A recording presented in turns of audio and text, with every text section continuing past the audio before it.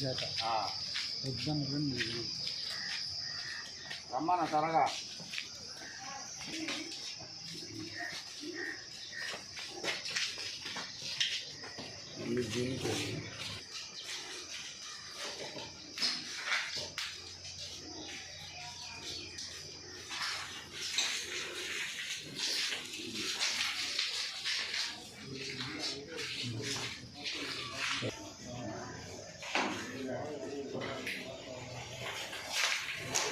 Okay sir.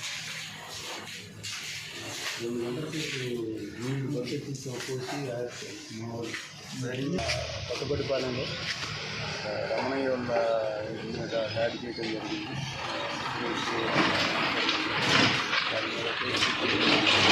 దానిలో భాగంగా శాసనందరినీ కూడా విచారించి చర్యలు తీసుకున్నారు.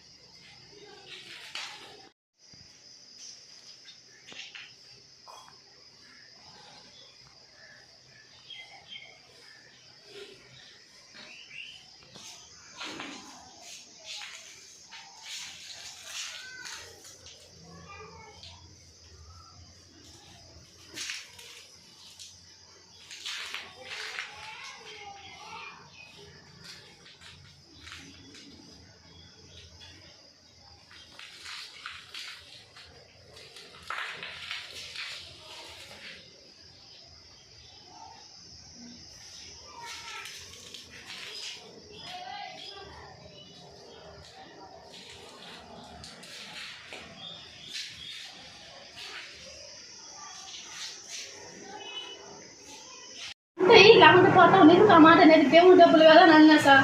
ఆ మాటకి వచ్చి తెల్లారి మా అన్నని బంద్ చేసి కొట్టేస్తారు ఆడ సచ్చినంత రాత్రి.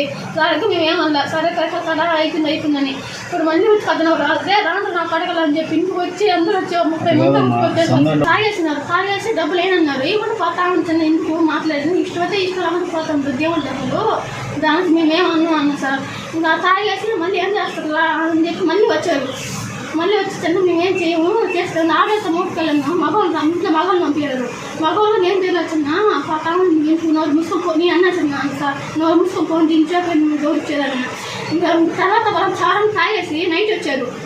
వచ్చి మొన్న ఫైట్ వేసుకొని పంపించాను నేనే పోతుంటే ఆ రోజు మనం కరెక్ట్కి వచ్చారు సార్. రమ్మకి ఫోన్ చేశా అంటే అక్క నెల్లూరు కొన్నాను అక్క ఈ కేసు పెడతారే మీరేం మాట్లాడబాకుండా అయింది. మళ్ళీ ఉదయం వచ్చి కొట్టేసారు సార్. అందరూ వచ్చి ఎంతమంది ఉంటుంది డబ్బులు 30 మందిలో కొట్టేసారు. అర్థం పోయినాను అర్థం కొడుతున్నారు సార్. ఎవరైనా నాయకుడు ఉన్నాడు మీరేం చేస్తారని చెప్పి కొడుతున్నారు సార్. సురేష్ చాలా పేర్లు ఉన్నాయి సార్. తేజ సురేష్ ముగ్గురు మస్తాను చాలా పేరు నాకు తెలియదు. పేరు చాలా మంది వచ్చారు సార్. దాంట్లో ఉంటాను నాకు పనిగా సార్ మేడం చూపిస్తాను ఎంత బాధ తెలుసుకున్నాను సార్. ఇంత కడుపుకొని పెట్టారు సార్. మన నాయన సార్ 30 మంది వచ్చి కొట్టారు సార్. చిన్నపతి